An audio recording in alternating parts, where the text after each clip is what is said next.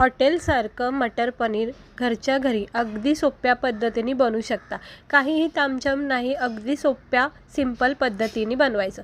त्यासाठी एक मोठा कांदा टमाटर चिरून घ्यायचं। हे थोडेसे वाटाणे शिजून घेऊ शकता तुम्ही किंवा असे कच्चेसुद्धा वापरू शकता। त्यानंतर पनीर आवडीनुसार घेऊन याला बारीक कट करून घ्यायचं। याच्यामध्ये मसाले घ्यायचे, धना पावडर, गरम मसाला, हळद, लाल तिखट आणि पनीर मसाला घ्यायचा।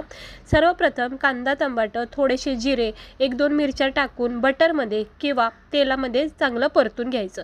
मग याची एक छान स्मूथ अशी पेस्ट बनवायची, म्हणजे मिक्सरमध्ये अशी वाटून घ्यायची कांदा टमाटर जिरेची।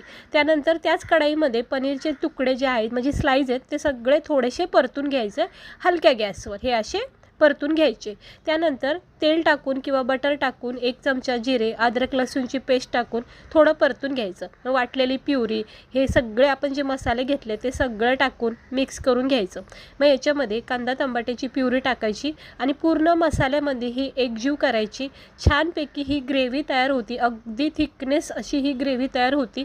थोडंसं पाणी टाकून मस्त 1-2 मिनटं ह्याला चांगलं उकळून द्या, म्हणजे छान फ्लेवर पनीरमध्ये उतरेल।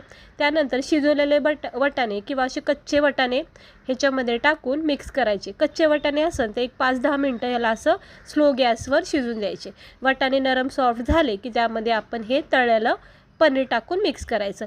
लगेच 1-2 मिनटातच पनीरची भाजी तयार होती, जास्त वेळ ठेवायचं नाही।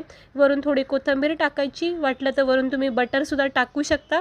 तुम्ही पाहू शकता असं हॉटेलसारखं मटर पनीर मसाला नक्की करून बघा। व्हिडिओ आवडला असेल तर लाईक करा।